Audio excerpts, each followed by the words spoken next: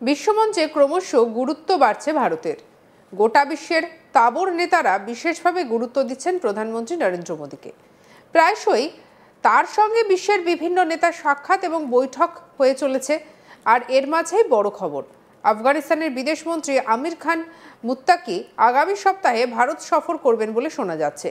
2021 সালের অগস্টে কাবুলে তালিবানরা ক্ষমতা দখলের পর থেকেই এটি হবে দুই পক্ষের মধ্যে প্রথম উচ্চ পর্যায়ের বৈঠক। মুত্তাকির এই সফর যদি বাস্তবায়িত হয় তবে তা একটি উল্লেখযোগ্য কূটনৈতিক ডেভেলপমেন্ট বলেই মনে করা হচ্ছে।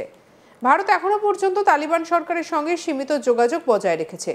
এই সফর আরও উল্লেখযোগ্য কারণ মুত্তাকি জাতিসংঘের নিরাপত্তা পরিষদের নিষেধাজ্ঞার অধীনে রয়েছেন, যার মধ্যে রয়েছে তার ভ্রমণের নিষেধাজ্ঞাও, যে কারণে বিদেশে ভ্রমণের জন্য তার বিশেষ ছাড় প্রয়োজন।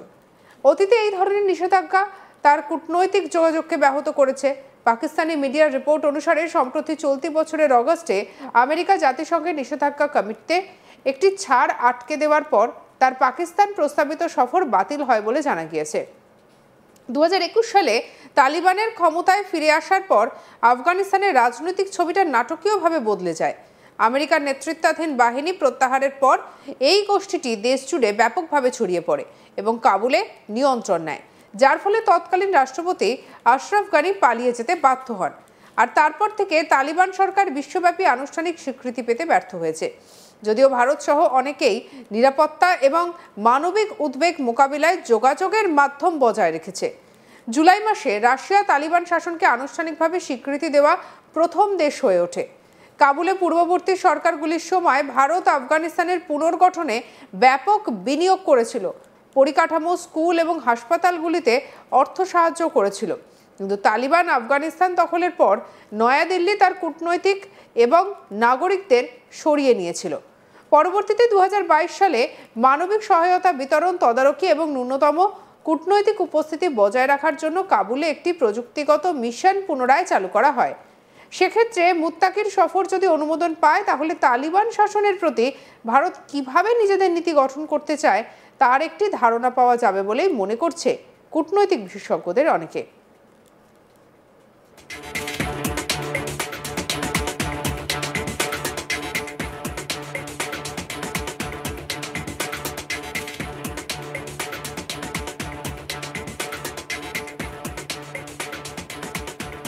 মনে রাখতে হবে, রাশিয়ার থেকে তেল কেনায় ভারতের উপরে 50% ট্যারিফ চাপিয়েছে আমেরিকা।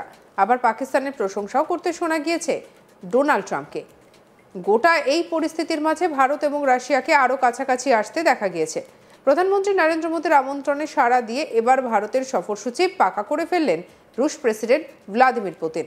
সূত্রের খবর, আগামী ডিসেম্বরেই ভারতে আসছেন রুশ প্রেসিডেন্ট ভ্লাদিমির পুতিন। প্রধানমন্ত্রী মোদীর সঙ্গে পুতিনের বার্ষিক শীর্ষ সম্মেলন অনুষ্ঠিত হবে। আর সেই সম্মেলনে নরেন্দ্র মোদী এবং পুতিনের মধ্যে একাধিক গুরুত্বপূর্ণ বিষয়ে আলোচনা হতে পারে। সেই সঙ্গে বেশ কিছু চুক্তি স্বাক্ষর হওয়ার খবরও মিলেছে, যেমন প্রতিরক্ষা থেকে শুরু করে জ্বালানি, বাণিজ্য এবং নিরাপত্তা বিষয়ে গুরুত্বপূর্ণ আলোচনা হওয়ার সম্ভাবনার কথা জানা গিয়েছে। আর এতে করে চিন্তা বেড়েছে আমেরিকার প্রেসিডেন্ট ট্রাম্পের। সূত্র মারফত জানা গিয়েছে, সম্ভবত 5ই ডিসেম্বর রাশিয়ার প্রেসিডেন্ট ভ্লাদিমির পুতিন প্রধানমন্ত্রী নরেন্দ্র মোদীর সঙ্গে বার্ষিক শীর্ষ সম্মেলনে যোগ দিতে ভারত সফরে আসতে পারেন। তবে এখনো পর্যন্ত চূড়ান্ত কোনো দিনক্ষণ ঠিক হয়নি। এই সফরে দ্বিপাক্ষিক কৌশলগত সম্পর্ক আরও জোরদার হবে বলেই আশা করা হচ্ছে। পুতিনের সফরের প্রস্তুতি জোর কদমে শুরু হয়েছে। জানা গিয়েছে, রাশিয়ার প্রেসিডেন্ট আসার আগেই রাশিয়ার বিদেশমন্ত্রী সের্গেই ল্যাভরভ আগামী মাসে ভারতের সফরে আসতে পারেন। তিনি এসে সফরের বিষয় চূড়ান্ত করবেন। পুতিনের ভারত সফরে নয়াদিল্লি এবং মস্কো দ্বিপাক্ষিক সম্পর্ক যে আরও মজবুত হতে চলেছে তার বলার অপেক্ষা রাখে না। আর এবার আফগানিস্তানের বিদেশমন্ত্রী ভারতে আসতে পারেন বলে শোনা যাচ্ছে। সেই দিক থেকে দেখতে গেলে ধীরে ধীরে বিশ্বের রিমোট ভারতের হাতেই আসতে পারে বলে মনে করছেন অনেকে।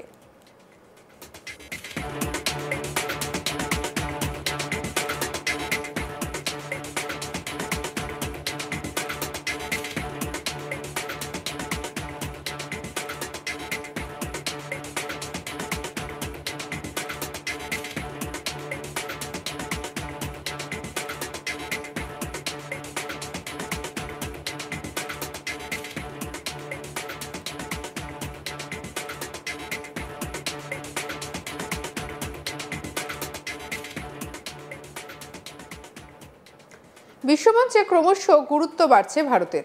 গোটা বিশ্বের তাবড় নেতারা বিশেষভাবে গুরুত্ব দিচ্ছেন প্রধানমন্ত্রী নরেন্দ্র মোদীকে।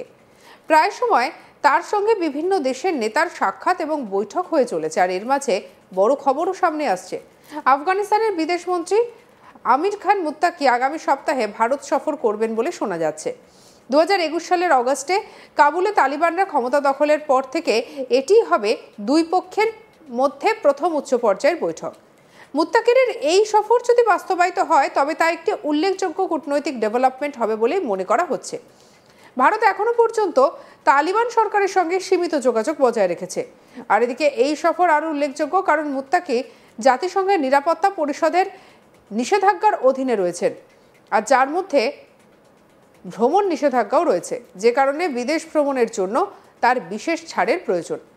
অতীতে এই ধরনের নিষেধাজ্ঞা তার কূটনৈতিক যোগাযোগকে ব্যাহত করেছে।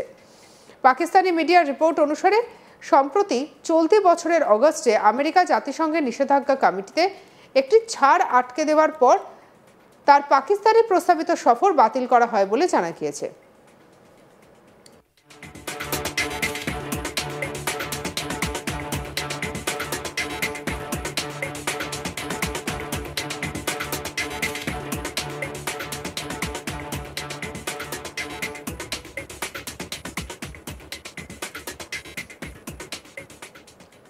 2021 সালে তালিবানের ক্ষমতায় ফিরে আসার পর আফগানিস্তানের রাজনৈতিক ছবিটা নাটকীয়ভাবে বদলে যায়। আমেরিকা নেতৃত্বাধীন বাহিনী প্রত্যাহারের পর এই গোষ্ঠীটি দেশ জুড়ে ব্যাপকভাবে ছড়িয়ে পড়ে এবং কাবুলে নিয়ন্ত্রণ নেয়, যার ফলে তৎকালীন রাষ্ট্রপতি আশরাফ গনি পালিয়ে যেতে বাধ্য হন। তারপর থেকে তালিবান সরকার বিশ্বব্যাপী আনুষ্ঠানিক স্বীকৃতি পেতে ব্যর্থ হয়েছে। যদিও ভারত সহ অনেকেই নিরাপত্তা এবং মানসিক উদ্বেগ মোকাবিলায় যোগাযোগের মাধ্যম বজায় রেখেছে। জুলাই মাসে রাশিয়া তালিবান শাসনকে আনুষ্ঠানিকভাবে স্বীকৃতি দেওয়ার পর প্রথম দেশ হয়ে ওঠে। কাবুলে পূর্ববর্তী সরকারগুলির সময় ভারত আফগানিস্তানের পুনর্গঠনে ব্যাপকভাবে বিনিয়োগ করেছিল, পরিকাঠামো, স্কুল এবং হাসপাতালগুলিতে অর্থ সাহায্য করেছিল। কিন্তু তালিবান আফগানিস্তান দখলের পর নয়াদিল্লি তার কূটনৈতিক এবং নাগরিকদেরকে সরিয়ে নিয়েছিল। পরবর্তীকালে 2022 সালে মানবিক সহায়তা বিতরণ, তদারকি এবং ন্যূনতম কূটনৈতিক উপস্থিতি বজায় রাখার জন্য কাবুলে একটি প্রযুক্তিগত মিশন পুনরায় চালু করা হয়। আর সেক্ষেত্রে মুত্তাকির সফর যদি অনুমোদন পায় তাহলে তালিবান শাসনের প্রতি ভারত কিভাবে নিজেদের নীতি গঠন করতে চায় তার একটি ধারণা পাওয়া যাবে বলে মনে করছে কূটনৈতিক বিশেষজ্ঞদের অনেকে।